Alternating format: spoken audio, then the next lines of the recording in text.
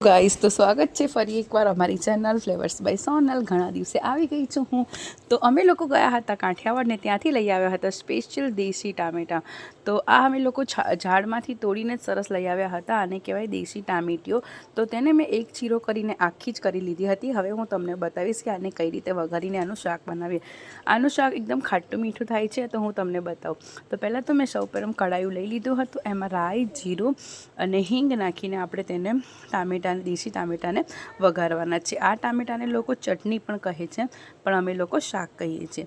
તો ચલો આપણે લોકો તેને આ રીતે વઘારી લેવાના છે। તો તેલને રાઈ અને જીરું બધું થઈ ગયું છે ગરમ। હવે આપણે અંદર એડ કરશું આ ઝીણી સમારેલી આખી ટામેટી। આ રીતે એકદમ સરસ રીતે તેને તેલમાં નાખી દેવાની છે અને થોડીક જ વાર તેને ચડવા દેવાની છે અને મીડિયમ ઘરના મસાલા આપણે અંદર એડ કરશું। પછી મેં તેને આ રીતે મિક્સ કરી અને અંદર મસાલો એડ કરી દીધો છે। તો મસાલામાં મેં નાખ્યું છે અડધી ચમચી હળદર, મીઠું અને લાલ મરચું પાવડર।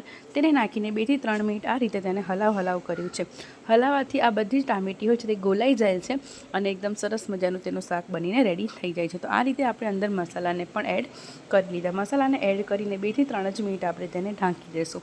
ઢાંકીને જોશું તો બધી ટામેટી ચડી ગઈ હશે અને ગોલાઈ ગઈ હશે ને એકદમ ચટણી જેવી થઈ ગઈ હતી। અને જો તમે આ ટામેટાના શાકને થોડુંક મીઠાશ નાખવા માંગતા હોય તો તમે અંદર ખાંડ પણ એડ કરી શકો છો।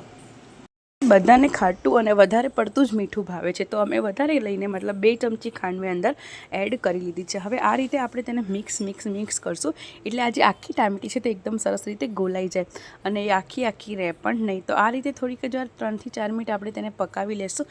તે બાદ તમે જોઈ શકો છો ચટણી જેવું એકદમ તેનું બેટર જેવું થઈ ગયું છે અને આ શાકને ગરમ પરોઠા સાથે ખાવાની બહુ જ મજા આવે છે। ખાસ કરીને અમે લોકો આ શાકને સવારે નાસ્તામાં લઈએ છીએ। તો આ શાક અને ગરમા ગરમ ઘીના પરોઠા અને દહીં અને દૂધ મળી જાય તો બહુ જ મજા આવી લાગી। તો કેવી લાગી મિત્ર મારી દેશી ટામેટી શાકની રેસીપી? ઘણા લોકો આમાં સેવ પણ નાખતા હોય છે, પણ અમે આ રીતે સિમ્પલ જ કરીને ખાઈએ છીએ। અમને તો બહુ જ મજા આવી ગઈ। તો નવી રેસીપી, નવું બધું લઈને હું આવી રહી છું તમારા માટે। તો પ્લીઝ મારી ચેનલ જલ્દીથી લાઇક, શેર અને સબસ્ક્રાઈબ કરવાનું ના ભૂલતા। મળીએ છીએ બીજા વિડીયો સાથે। બાય, જય શ્રી કૃષ્ણ।